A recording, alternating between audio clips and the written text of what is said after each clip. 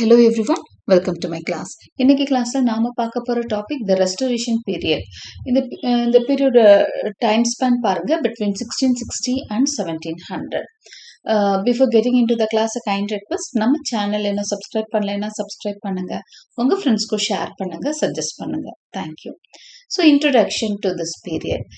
இந்த பீரியட் பார்த்தீங்க அப்படின்னு சொன்னால் it began in 1660 when Charles II became king after many years of political unrest. So ஒரு சின்னதாக அந்த சோஷியல் ஹிஸ்ட்ரி பார்த்துட்டு நம்ம இந்த ஏஜ்குள்ளே போவோம், அப்போ தான் புரியும். நான் லாஸ்ட் கிளாஸில் நம்ம ஜெக்கோபியன் ஏரா பார்த்துருப்போம். இந்த யூனிட்ல இதுக்கு முதல் ஜெக்கோபியன் ஏரா பார்த்துருப்போம்.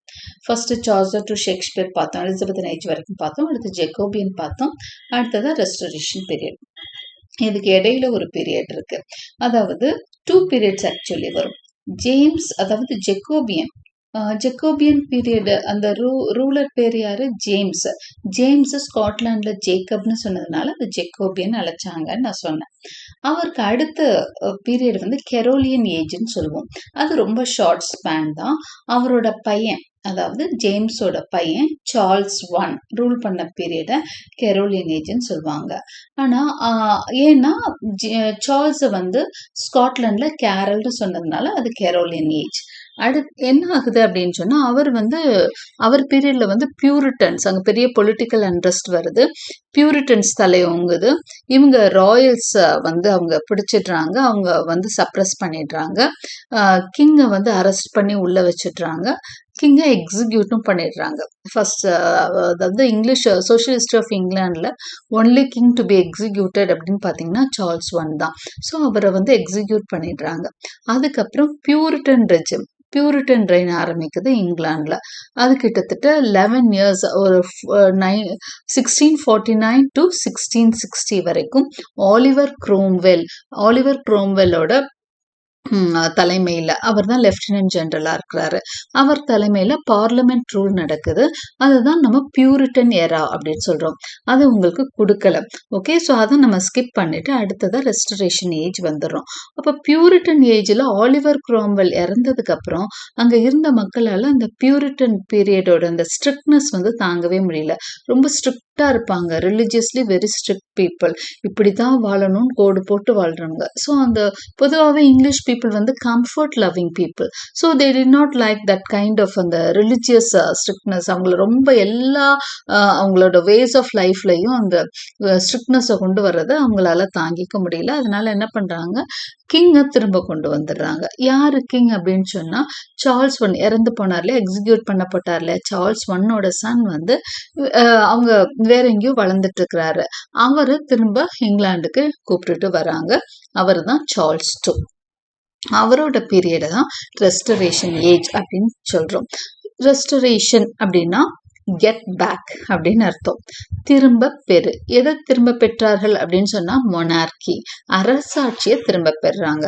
பார்லிமெண்ட் ரூல்ல இருந்து திரும்பவும் எங்க போகுது, இங்கிலாந்து திரும்பவும் அரசாட்சி கீழே போகுது. அதுதான் we call it as restoration period. இதுதான் நேம் ரீசன். ரெஸ்டரேஷன் அப்படின்னா அதுதான் ரெஸ்டோர், கெட் பேக்னு அர்த்தம்.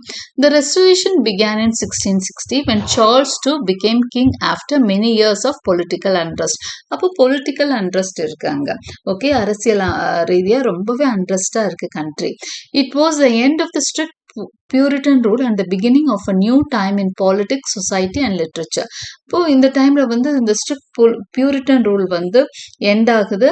அடுத்ததான் it was the beginning of a new time in politics, society and literature. எல்லாத்துலேயுமே ஒரு கெட் பேக் பார்க்குறோம். பாலிடிக்ஸ் மட்டும் இல்லை, சொசைட்டிலையும் ஒரு நிறைய மாற்றங்கள் வருது, லிட்ரேச்சரும். ஏன்னா பியூரிட்டன் ரெஜிம்ல அவங்க எதுவுமே தியேட்டர்ஸ் எல்லாமே க்ளோஸ்டாக இருக்கும், எல்லாமே திரும்ப பெறுவாங்க.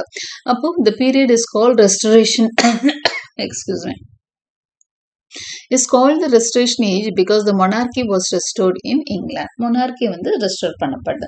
It is also called as the age of Dryden, named after the famous writer John Dryden. இந்த பீரியட்ல ஜான் ட்ரைடன் வாழ்ந்து அவரோட ரைட்டிங்ஸ் கொடுத்ததுனால இது Dryden, age of Dryden சொல்லுவாங்க. This period lasted roughly from 1660 to 1700. இந்த 40 years தான் restoration சொல்லுவோம். இருந்தாலும் some events and styles even continued in the early 1700s. The restoration ரெஸ்டரேஷனோட குவாலிட்டிஸ் 1700ஸ்லையும் நம்ம பார்க்க முடியும். இதுதான் இன்ட்ரடக்ஷன். நம்ம பொலிட்டிக்கல் அண்ட் சோஷியல் சேஞ்சஸ், அங்கே அந்த ரெஸ்டரேஷன்னால அங்கே ஏற்பட்ட சேஞ்சஸ் என்னன்னு பார்க்கலாம். After Charles II became king, England went through many changes. The monarchy returned, but now shared power with parliament. monarchy திரும்ப வந்தாலும் இந்த தடவை monarchy மட்டும் ரூல் பண்ணல, டிவைன் ரைட் ஆஃப் கிங்ஸ் மாதிரி எல்லாம் இல்ல. இப்போ they shared with the parliament. Power வந்து பார்லிமெண்டோட ஷேர் பண்ணிக்கிட்டாங்க. Two political parties, the Whigs and the Tories, were formed and brought stability. அங்க வந்து ரெண்டு பார்ட்டிஸா உருவாக்குனாங்க. விக்ஸ் அப்படிங்கிறது யாருன்னா பார்லிமெண்ட் சப்போர்ட்டர்ஸ் விக்ஸ்ன்னு சொல்லுவாங்க. டோரிஸ் வந்து ராயல் கிங்கை சப்போர்ட் பண்றவங்க டோரிஸ்ன்னு வருவாங்க. இப்படி ரெண்டு பார்ட்டிஸ் உருவாகுது. The Great Plague of 1665 and the Great Fire of London in 1666 caused fear and damage. இந்த பீரியட்ல நடந்த இன்னும் முக்கியமான விஷயங்கள்னா பிளேக் வந்தது, கிரேட் ஃபயர் ஆஃப் லண்டன் வந்தது. இது வந்து நிறைய பிரச்சனைகளை அங்கே உண்டு பண்ணது. 1688ல குளோரியஸ் ரெவல்யூஷன் நடக்குது. அது வந்து ஜேம்ஸ் II போய் அவருக்கு பதிலாக William and Mary became rulers, making the start of modern England. The Church of England was made the national church again and Puritans lost power. அப்போ கிங்கும் குவீனும் மாறுறாங்க. அதுக்கப்புறம் நேஷனல் சர்ச் அப்படின்னு சொல்லிட்டு திரும்பவும் ஆங்கிலிக்கன் சர்ச் வந்துடுது. ஏன்னா பியூரிட்டன் பீரியட்ல மாறி இருந்தது, திரும்பவும் ஆங்கிலிக்கன் சர்ச் வந்துடுது. People celebrated the end of strict Puritan rule with dances and burn Puritan writings. People வந்து ரொம்ப சந்தோஷப்பட்டாங்க பியூரிட்டன் ரூல் மாறினதுல. Theatres open and for the first time women acted on stage. In Scotland the Episcopal church was restored. Okay, தியேட்டர்ஸும் reopen ஆகுது. Okay, theatres எல்லாம் Puritan ரெஜிம்ல close பண்ணப்பட்டிருந்தது, அதெல்லாம் ரீஓப்பன் ஆகுது. அது மட்டும் இல்லை, விமன் வந்து அதுக்கு வரைக்கும் ஸ்டேஜில் பெர்ஃபார்ம் பண்ணதில்லை. ஷேக்ஸ்பியர் பீரியட்லாம் boys were allowed to play female roles. கொஞ்சம் சின்ன பசங்க, ஒரு 13-14 இயர்ஸில் இருக்க பசங்க தான் ஃபீமேல் ரோல்ஸ் பிளே பண்ணிட்டு இருந்தாங்க. இப்போ விமனே டைரக்டாக ஸ்டேஜ் ஏறுறாங்க. ஸ்காட்லாண்டில் எபிஸ்கோப்பல் சர்ச் வந்து ரெஸ்டோர் ஆகுது. Coffee houses and clubs became popular for reading, docking and periodical essays. Short regular articles on many topics began to appear. So coffee houses வந்து இந்த டைமில் ரொம்ப பிரபலமாகுது. அதுக்கப்புறம் நிறைய அந்த டைம் அங்கே காஃபி ஹவுசஸில் உட்காந்து பேசுறது, இந்த பப்ளிக் மேட்டர்ஸ் எல்லாம் டிஸ்கஸ் பண்ணுறாங்க. பீரியாடிக்கல் எஸ்ஸேஸ்ன்ற new form of literary genre இந்த பீரியடில் வருது. ஸோ இதெல்லாம் முக்கியமான விஷயமா பார்க்குறோம். ஓகே, இந்த இடத்துல நம்ம இன்னொரு விஷயம் என்ன தெரிஞ்சுக்கணும்னா, ரெஸ்டரேஷன் வந்து சார்ல்ஸ் II ஆரம்பிக்குது. அடுத்து ஜேம்ஸ் II வந்து ரூல் பண்ண ஆரம்பிக்கிறாரு. 1685 வரைக்கும் சார்ல்ஸ் II ரூல் பண்ணுறாரு. 1685 to 88 வந்து ஜேம்ஸ் II வராரு. அவரை தூக்கி போட்டு தான் குளோரியஸ் ரெவல்யூஷனில் William and Mary became rulers. Okay, features and trends of restoration literature. Restoration literature was lively and focused on real life, not fantasy. Restoration literature வந்து ரொம்ப லைவ்லியா இருக்கும். ஒரு மாதிரி ரியல் லைஃப், ரியாலிசம் பேஸ் பண்ண ரைட்டிங்ஸாக இருக்கும். ஃபேண்டசி அதிகமாக கற்பனையில் போக மாட்டாங்க. Writers wrote about court life, fashion, politics. அவங்க அதிகமாக அரசவை பற்றிய லைஃப் ஸ்டோரிஸ் எழுதுவாங்க. அடுத்து ஃபேஷன் பற்றி எழுதுவாங்க, பாலிடிக்ஸ் பற்றி எழுதுவாங்க.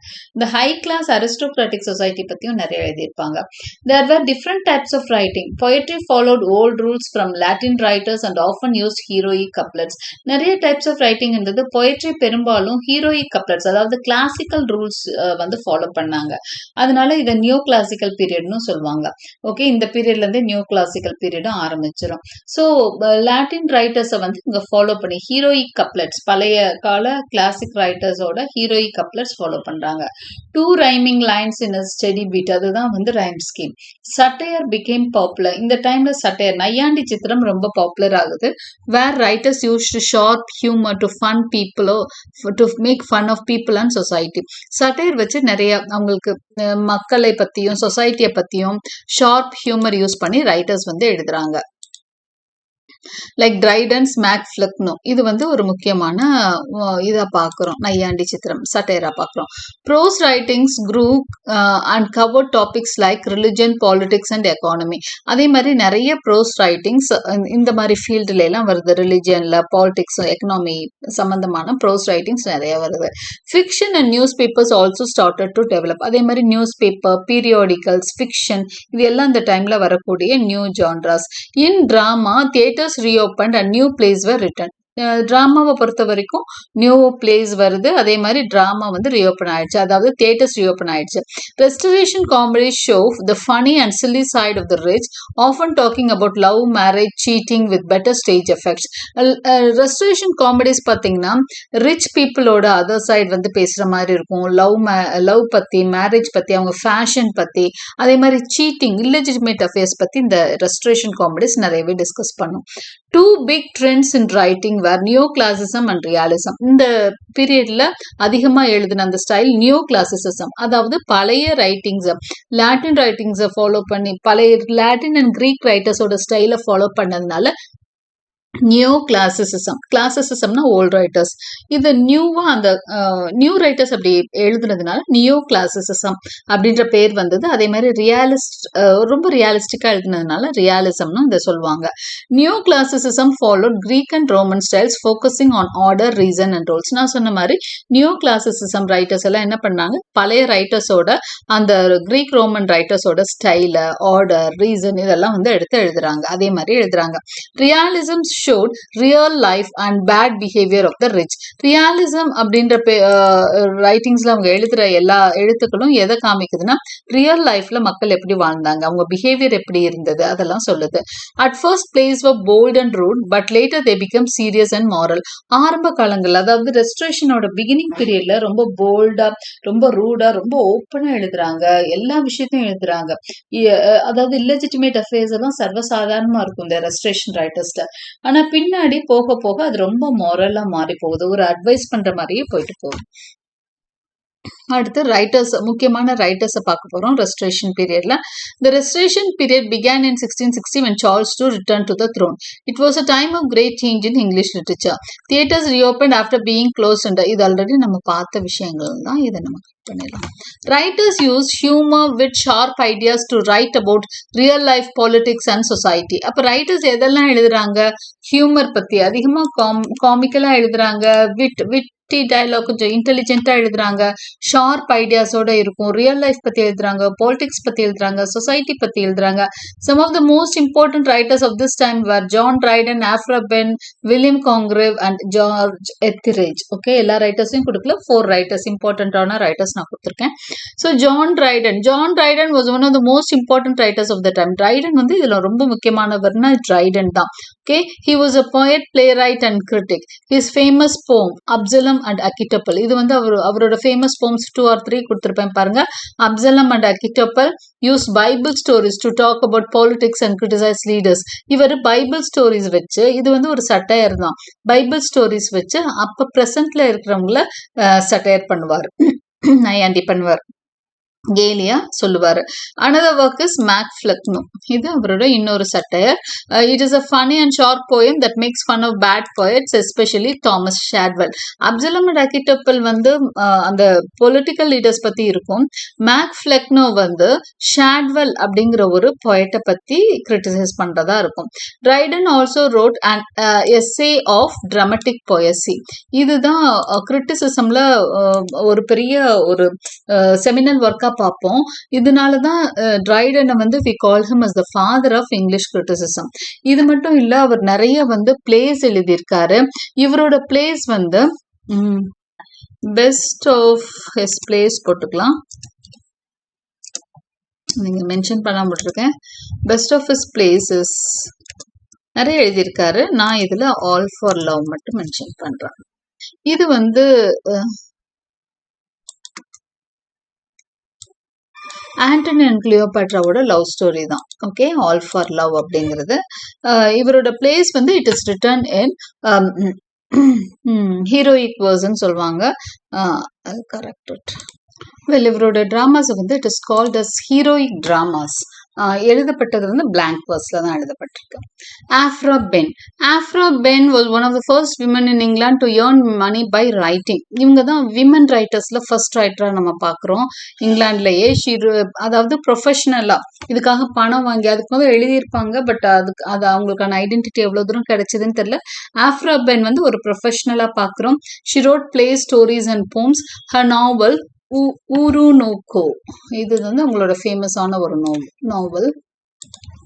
ஊருநோக்கோ tells the sad story of an African prince. ஒரு ஆப்பிரிக்கன் பிரின்ஸ்ன்றதுனால தான் அந்த name. who is made as a slave. It talks about love, freedom and justice. So இது வந்து ஒரு முக்கியமான பிளேயா பார்க்குறோம் அவங்களோட நாவலா. ஹர் பிளே, அவங்க ஒரு பிளே எழுதியிருக்காங்க. the name of the play is Rover. The Rover. It's full of adventure and strong women characters who are smart and brave. Another popular play by Ben is The Feigned Courtesans. The Feigned Courtesans. So 3 plays இங்க Aphra pen கொடுத்துருக்கேன். Orunoko, it's a story about an African prince. Rover is a play. Ben also wrote another popular play called The Feigned Courtesans. Okay, Ben gave women a strong voice in literature. So அதுக்கு முதல் விமனுக்கு voice இல்லாமல் இருந்தது லிட்ரேச்சர்ல இங்கிலாந்துல. இவங்க தான் first டைமா விமனுக்கு voice கொடுக்குறாங்க. அடுத்ததான் வில்லியம் காங்கிரேவ். இவர் கேள்விப்பட்டிருப்பீங்க, இவரோட பிளேஸ் படிச்சிருப்பீங்க. அதுல முக்கியமான பிளேன்னு சொன்னா வே ஆஃப் த வேர்ல்ட். இவர் ஒரு பெஸ்ட் ரைட்டரா நம்ம பார்க்குறோம் அந்த பீரியட்ல. William Congreve was known for his clever and funny plays. He is best known for his comedy of manners. இவரோட ரைட்டிங் ஸ்டைல் என்ன சொல்லுவாங்கன்னா comedy of manners, comedies of manners ன்னு கூட சொல்லலாம்.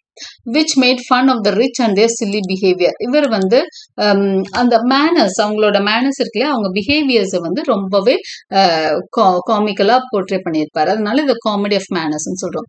His most famous play is The Way of the World. Okay, அவரோட most famous playனா The Way of the World தான். It's full of smart talk and tricks in love and marriage. Another play வந்து Love for Love. It shows people lie and cheat to get money or partners. Okay, another play வந்து The Old Bachelor. These are 3 of his famous plays. நிறைய எழுதியிருக்காரு, but 3 plays நம்ம பார்க்குறோம். Way of the World வந்து best play. Love for Love, The Old Bachelor. இதெல்லாம் other plays of William Congreve. Okay, Congreve's play shows the problems and funny side of high society. Now, George Etheridge. George Etheridge also wrote Comedies of Manners. இவரும் Comedies of Manners தான் எழுதுறாரு. His most famous play is The Man of Mode. இவரோட most famous play The Man of Mode, which shows the silly life of rich people. பொதுவாக இவங்க வந்து silly side of rich people தான் காமிக்கிறாங்க அந்த Comedy of Mannersல. Especially the proud and foolish character of Sir Fopling. Fopling Flutterங்கிறவர் The Man of Modeல அவர் காமிக்கிற முக்கியமான character. Another play is She Would If She Could. Talks about love, marriage and cheating with lots of humor. His earlier work Love in a Tub was one of the first restoration comedies and started his career. இதுல இருந்து தான் ஆரம்பிக்கிறார். Love in அ டப்ல இருந்து தான் அவரோட career ஆரம்பிக்கிறாரு. Man of the Mode அவரோட best work. இன்னொரு குட் ஒர்க் அப்படின்னு பார்த்தா She Would If She Could. So இந்த 4 ரைட்டர்ஸ் நம்ம இப்போ பார்த்துருக்கோம். John Dryden, Aphra Behn, women ரைட்டர்ஸ்ல. ஜான் ட்ரைடன் வந்து ஒரு நியூ கிளாசிக்கல் ரைட்டரா, ஒரு பெரிய ரைட்டரா நம்ம அறியப்படுறவர். ஆஃப்ரா பென் வந்து ஃபர்ஸ்ட் விமன் ரைட்டர்னு பார்க்குறோம். தேர்ட் ரைட்டரா நம்ம பார்த்தது வந்து வில்லியம் காங்கிரேவ், அவரோட The Way of the World and other 2 works பார்த்தோம். The Old Bachelorம், அடுத்ததா Love for Loveம் பார்த்தோம். ஜார்ஜ் எத்திரேஜ்ல Man of Mode, She Would If She Could, Love in a Tub. So 3 plays for George Etheridge. So இவங்க எல்லாம் வந்து Comedies of Manners, அது பத்தி manners காமிக்கலா போர்ட்ரே பண்ணியிருக்கிறாங்க இந்த 2 ரைட்டர்ஸும். Conclusion. The Restoration period was a time of major change in England. இது ஒரு பெரிய சேஞ்ச் கொடுத்த ஒரு period. It brought back the monarchy and ended strict Puritan rule. அப்ப strict Puritan rule முடிஞ்சு இது monarchy கொண்டு வந்த பீரியட். அதனால தான் this is called as the Restoration period சொன்னேன். Life became more free and expressive. அதுக்கு முதல் Puritan periodல மக்களால பேசவே முடியல.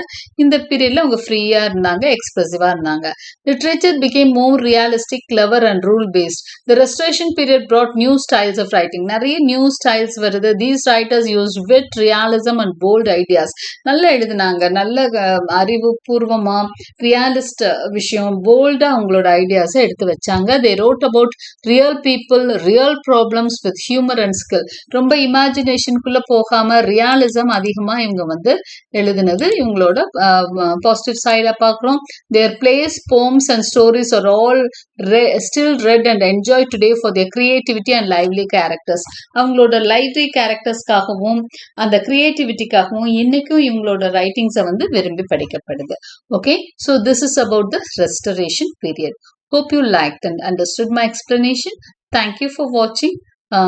Like and subscribe for more such videos.